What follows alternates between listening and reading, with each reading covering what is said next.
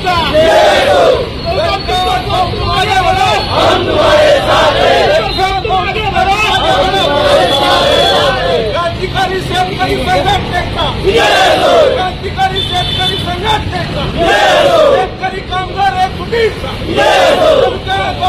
तुम आगे बढ़ो, हम तुम्हारे साथ हैं। क्रांतिकारी शेतकरी संघटना स्थापन झाल्यानंतर महाराष्ट्रातली पहिली राज्य कार्यकारिणीची बैठक आम्ही आज पुण्यामध्ये घेतली आणि या बैठकीमध्ये महाराष्ट्रातल्या शेतकऱ्यांचे प्रश्न, त्यांची अवस्था, वेगवेगळ्या भागातल्या शेतकऱ्यांच्या अडीअडचणी यावर सकाळी 10 वाजेपासून प्रदीर्घ मंथन 2 वाजेपर्यंत झालं।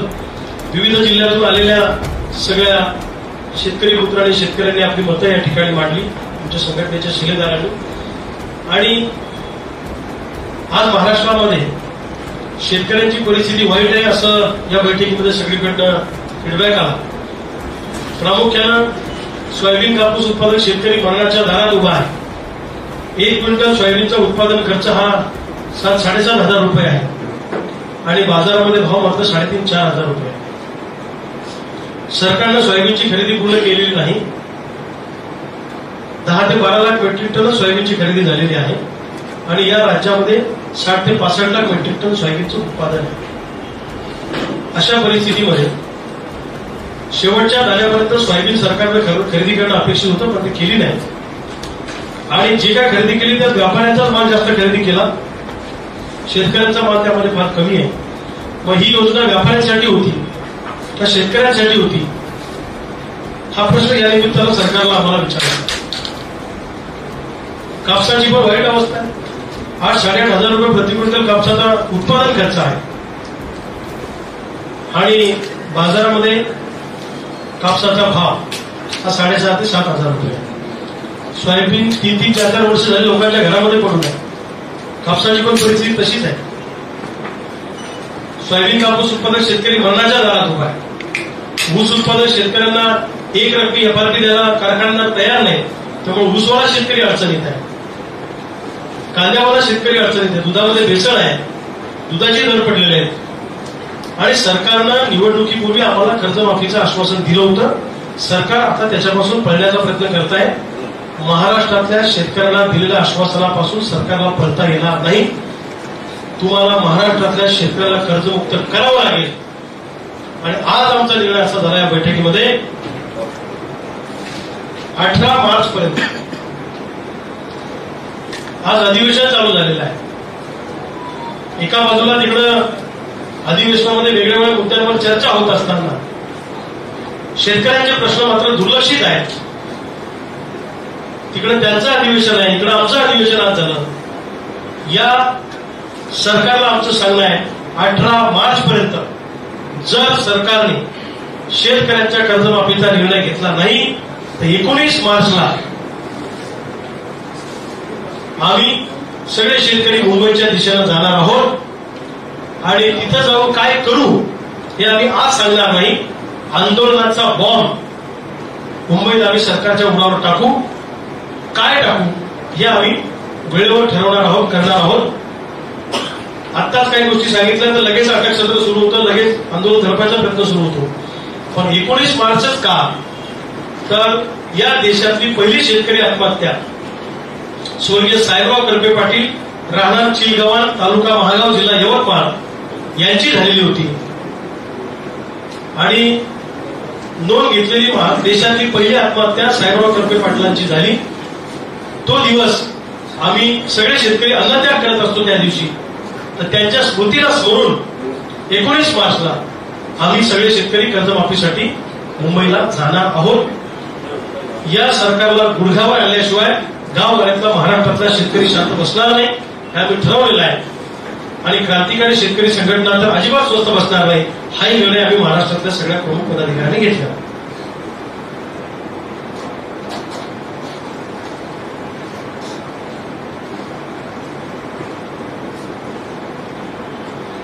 महाराष्ट्रामध्ये सध्या अतिशय विचित्र परिस्थिती आहे। स्वारगेटला एका मुलीवर बलात्कार होतो।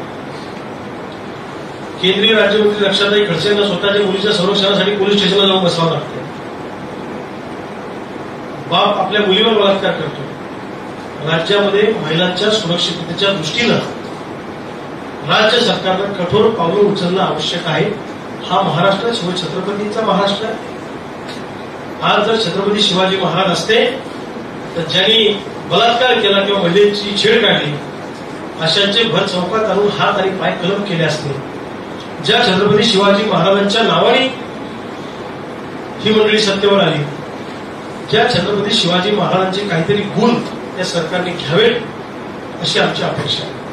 परंतु दुर्दैवाने महिला असुरक्षित आहे, शेतकरी वाऱ्यावर गेलेला आहे, कष्ट करणारे माणसं उपाशी मरतात अशी अवस्था आहे आणि राजकारण्यांची मात्र मजा सुरू. लाडक्या बहिणीमुळे आमच्यावर आर्थिक संकट आहे असं सरकारमधले अनेक मंत्री सांगतात. लाडक्या बहिणीमुळे तुमच्यावर संकट आहे तर 5 वर्ष एकही आमदार खासदार पगार घेणार नाही अशी भूमिका सरकार का घेत नाही? सरकारी खर्चच आम्ही 5 वर्षाला कटौती करतो म्हणजे दुष्काळ पडला की तो आमच्याच उरावा, आर्थिक संकट आलं राज्याला की ते आमच्या उरावा. मग त्या आर्थिक संकटाचा तोटा किंवा त्याचा फटका मंत्र्यांना आमदार खासदारांना का बसत नाही? सेक्रेटरीला कलेक्टरला का बसत नाही? शेतकऱ्यांना पैसे द्यायचे म्हटलं की तुमच्या तिजोरीत पैसे नसतात. पण याच्यात कुठेही अधिकाऱ्यांचे कर्मचाऱ्यांचे किंवा नेत्यांचे पगार थांबत नाही. लोकप्रतिनिधींचे त्यांच्यावर दुष्काळ नाही, त्यांच्यावर संकट नाही, त्यांच्या सुरक्षेवर प्रचंड खर्च केला जातो. हा दुटप्पीपणा सरकारचा नाहीये का? हा प्रश्न सरकारला आम्हाला या निमित्तानं विचारायचा.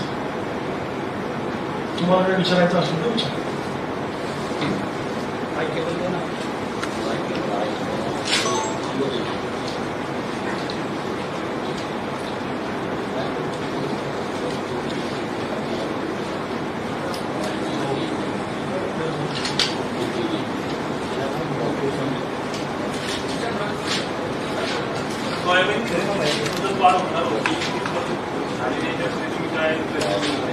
सोयाबीन खरेदीला मुदतवाढ द्या म्हणून संबंधित खात्याच्या सचिवांना, संबंधित खात्याच्या मंत्र्यांना आम्ही भेटलो.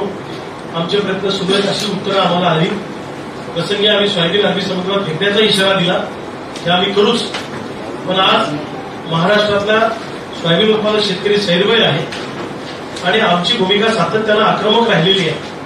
आम्ही कायमच आक्रमक भूमिका घेऊन सरकारच्या वर अंकुश ठेवण्याचं काम करतो, सरकारच्या डोळ्यात अंजन घालण्याचं काम करतो.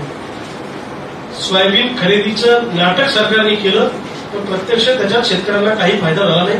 4892 रुपये जो सरकारचा भाव आहे तोच मुळामध्ये आम्हाला न परवडणार आहे. आम्हाला किमान 8,000 रुपये तरी भाव खासगी बाजारामध्ये स्थिर करून सरकारने दिला पाहिजे. तो कसा स्थिर होईल हे सरकारला आम्ही वेळोवेळी सांगितलेलं आहे. सरकारने जर 20 लाख मेट्रिक टन सोयाबीन निर्यात केली आणि देशामध्ये आयात होणाऱ्या तेलावरचं आयात शुल्क वाढवलं तर सोयाबीनचे दर वाढू शकतात असं आमचं स्पष्ट मत आहे. पण दुर्दैवाने सरकार हे करायला तयार नाही. सरकार भिकारण्या योजना आणतं. लाडक्या बहिणीसाठी कधी मोर्चा निघाला नाही. ज्या योजना सरकारने आणल्या त्याच्यासाठी कधी कोणी मोर्चा काढला. पीक विम्याची योजना जर एवढी शेतकऱ्यांच्या फायद्याची आहे असं सरकार म्हणतं तर गुजरातने पीक विम्याची योजना का स्वीकारली नाही याचं उत्तर सरकारने आम्हाला दिलं पाहिजे. गुजरात तर पंतप्रधान मोदी साहेबांचं आणि अमित शहा साहेबांचं राज्य आहे.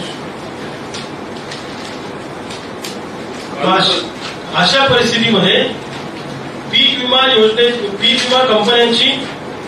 कंपन्यांचं ऑडिट केलं पाहिजे.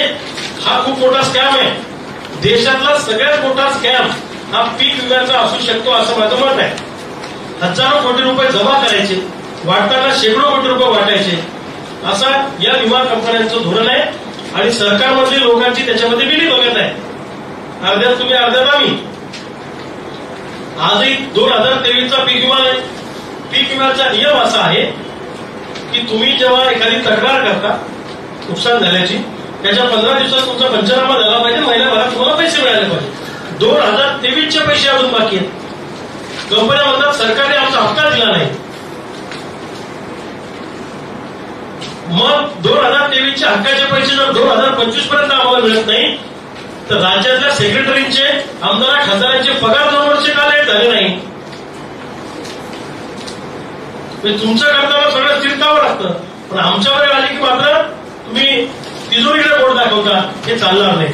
या 2-3 वर्षामध्ये मोठे प्रकल्प बंद ठेवले आणि शेतकऱ्यांना मदत केली तरी बिघडत नाही. शेतकऱ्यांना मारून तुम्ही हे सगळे विकासाचे मनोरे कशासाठी उभे करताय? एखादा शक्तीपीठ महामार्ग थांबवा ना, काय फरक पडतो?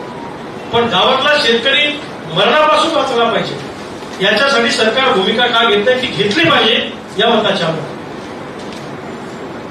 सरकार बिघारड्या योजना आणतंय, नेमक्या कोणत्या योजना अशा तुम्हाला वाटतात की त्या बिघारड्या आहेत? नाही, आमचं असं स्पष्ट म्हणणं आहे की शेतकऱ्यांना तुम्ही त्याच्या श्रमाचं मोल द्या. हा सोयाबीन जर समजा 7-7,500 रुपये आहे तर आम्हाला किमान 8,000 रुपये भाव द्या. आम्हाला कोणतीच योजना नको तुमची सन्मान योजना नको, पंतप्रधान सन्मान योजना नको, तुमचं काहीच नको आमदार आम्हाला. तुम्ही आम्हाला शेतीमालाला चांगला भाव द्या, तुम्ही आम्हाला कर्जमाफी देऊ नका, पण तुम्ही शेतीमालाच्या भावात आम्हाला लुटलंय ना, मग आता तुम्हाला कर्जमुक्ती आम्हाला द्यावी लागेल. सरकार शेतकऱ्यांना लाचार बनवून पाहताय. आम्हाला दारात दिलं उभं करायचं, फॉर्म भरायला लावायचे, हे करायचं ते करायचं. अरे तुम्ही आमच्या शेतमालाला भाव द्या, आम्ही तुमच्या दारात पुन्हा येणार नाही कर्ज मागा. अशी आमची भूमिका आहे. आम्ही सोयाबीनला भाव मागतोय, मोर्चे काढतोय, आंदोलन करतोय, आमच्यावर केसेस घालता, आम्हाला कुठून काढ टाकतात. लाडक्या बहिणी साठी कोणी मोर्चा मागितलं काढला होता? कुणी विमा पीक काय सन्मान योजनेसाठी मोर्चा निघाला? ठिबकचं अनुदान बाकी, अनेक योजनांचं अनुदान बाकी. करतंय काय सरकार? सरकार नावाची यंत्रणा शेतकऱ्यांचं भलं करण्यासाठी असते, सामान्य माणसाचं जगणं सुखकर करण्यासाठी असते. सामान्य माणूसच जर तुमच्या राज्यात अडचणी चालत असेल तर हा राज्यकारभार तुम्ही कुणासाठी चालवताय हा प्रश्न विचारण्याची वेळ आली. विधानसभा निवडणुकीच्या आधी कर्जमाफीची घोषणा जी आहे ती अनेक पक्षांनी केली. आता महायुतीचं सरकार आलंय, अनेक योजना जसे तसे सुरेश, मात्र कर्जमाफीबद्दल शेतकरी सरकार जे आहे ते बोलायला तयार होईल की आगलंय नाही. मुळामध्ये शेतकऱ्यांना गृहीत धरण्याचं काम सरकार करतंय की शेतकऱ्याला नाही दिलं तरी काही फरक पडत नाही, शेतकरी हा तसाच मेलेल्या अवस्थेत आहे असं यांना वाटतं. जे घटक संघटित आहेत त्यांच्या मागण्या मान्य करण्याचं काम सरकार करतंय. आम्ही शेतकरी असंघटित आहोत असं सरकारला वाटतंय. पण आता सरकारने आमचा संयम तुटायची वाट पाहू नये. सरकार तिजोरीकडे बोट दाखवते जेव्हा जेव्हा आम्ही कर्जमाफीबद्दल भेटतो. पण आमचं सरकारला पुन्हा तेच सांगणं आहे की एखाद 2 प्रकल्प 2-4 वर्ष लेट करा, बाकीच्या गोष्टीला कात्री मारा आणि शेतकऱ्यांना पहिले कर्जमुक्ती द्या. हा शेतकरी आत्महत्या करतोय, मरतोय. आमच्या आत्महत्येवर किंवा आमच्या मेलेल्या आमच्या प्रेताच्या राखेवर तुम्हाला विकासाचे मनोरे उभे करायचे आहेत का? आमचा संयम तुटायची वाट तुम्ही बघताय का? शेतकऱ्यांच्या पुराचा संयम तुटायची वाट बघू नका. तुम्हाला महाराष्ट्रात फिरणं मुश्किल होईल, लक्षात ठेवा. एवढा शेतकऱ्याचा पोरगा आता खवळलेला आहे. आमच्या जगण्या मरण्याच्या अस्तित्वाची लढाई आहे.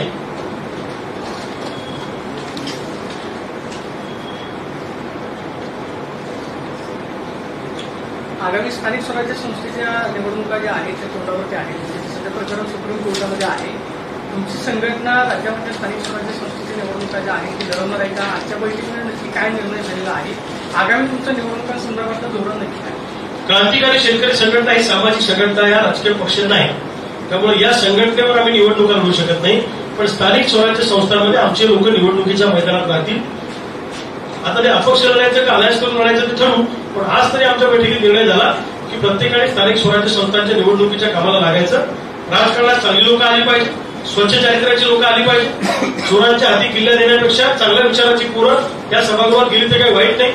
आणि म्हणून आमचं महाराष्ट्रातल्या तरुणांना सांगणं आहे की चांगल्या विचाराच्या पोरांनी आपलं जनमत तयार करा, लोकांसाठी काम करा. जिल्हा परिषद, पंचायत समित्या, नगरपालिकेच्या मैदानात उतरा. पूर्ण ताकद त्यांना द्यायची तरुण पोरांना, असं आम्ही ठरवलेलं आहे. क्रांतिकारी शेतकरी संघटनेची लढाई ही प्रस्थापितांच्या विरोधातली आहे. या राजकीय पक्षाच्या आणि राजकीय नेत्यांच्या राजकीय वतनदाऱ्या उद्ध्वस्त करणं, यांचे राजकीय वाडे उद्ध्वस्त करणं हे आमचं सगळ्यांचं टार्गेट आहे. सामान्य घरातले पोरं त्यांचं नेतृत्व घडवणं, त्यांना ताकद देणं, त्यांना त्या स्थानिक पातळीवरच्या सभागृहात पाठवणं, याच्यासाठी रविकांत तुपकर जीवाची बाजी लावणार, महाराष्ट्रभर पायाला भिगी लावून फिरणार, गावागावात क्रांतिकारी शेतकरी संघटनेचा कार्यकर्ता उभा करणार. राज्याचं अर्थसंकल्पीय अधिवेशन सुरू झालेलं आहे. अर्थसंकल्पातून अपेक्षा काय आहेत शेतकऱ्यांच्या? राज्याच्या अर्थसंकल्पामध्ये अजेंड्यावर शेतकरी पाहिजे.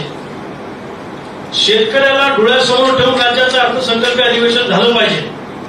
शेतकऱ्यांनी नाही केला पेरा तर हे काय खातील धतुरा? अरे आम्हीच नाही पिकवलं तर काय खाणार आहे? आज तुम्हाला प्रत्येक धान्य जर बाहेरच्या देशातून आयात करावं लागतंय. ही वेळ तुमच्यावर का आली? एक काळ असा होता की हा देश तेलाच्या बाबतीत स्वयंपूर्ण होता. आता तुम्ही 1.25 लाख कोटीचं तेल दरवर्षी आयात करता. याचा अर्थ तुम्ही सोयाबीनला जर चांगला भाव दिला तर लोक सोयाबीन लावतील, तेलबिया लावतील. तेलबियाला तुम्ही प्रोत्साहन देत नाही. शेतकऱ्यांच्या योजना अशा भंपक आणायच्या की त्याच्यातून शेतकऱ्याला फायदा होणार नाही. 100 पैकी 2 शेतकऱ्यांना फायदा होईल, त्याची डिंगडिंग वाजवायची, हेडलाईन मॅनेजमेंट करायचं. असा सरकारचा अजेंडा आहे. सरकारने कर्जमाफी केली पाहिजे. सोयाबीन कापसाला प्रति क्विंटल 3,000 रुपये भाव फरक दिला पाहिजे. कारखानदारांना 1 रुपये एफआरपी द्यायला बंधनकारक केलं पाहिजे. कांदा उत्पादकांना अनुदान दिलं पाहिजे. दुधातली भेसळ थांबवली पाहिजे. अशा सगळ्या मागण्या घेऊन आणि हक्काचा पीक विमा आमचा दिला पाहिजे. या आमच्या शेतकऱ्यांच्या अर्थसंकल्पातून अधिवेशनातून अपेक्षा आहेत. केंद्राचा पीएम किसान योजनेचा हप्ता जमा झाला, राज्याचा अजूनही होत नाही. नक्की काय गडबड? राज्याचा का जमा होतोय? राज्य प्रत्येक वेळी सांगते आम्ही अडचणीत आहे. मी पुन्हा पुन्हा तेच सांगतो की तुम्ही अडचणीत आहे तर ज्या अनावश्यक गोष्टी आहेत किंवा ज्या लगेच आवश्यक नाही, इसेन्शियल नाही आहेत, त्या जरा थांबवा 2-4 वर्ष. कोणी तुम्हाला सांगितलंय? फक्त शेतकऱ्याला द्यायचे असले की पैसे नसतात, सामान्य माणसाला द्यायचे असले की पैसे नसतात, बाकी गोष्टीसाठी पैसे आहेत.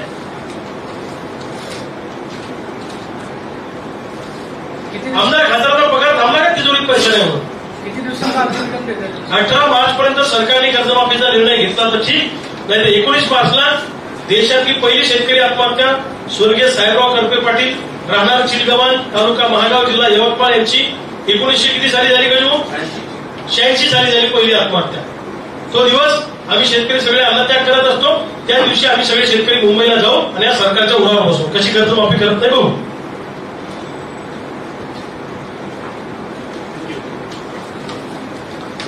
सगळ्यांचे मनापासून धन्यवाद.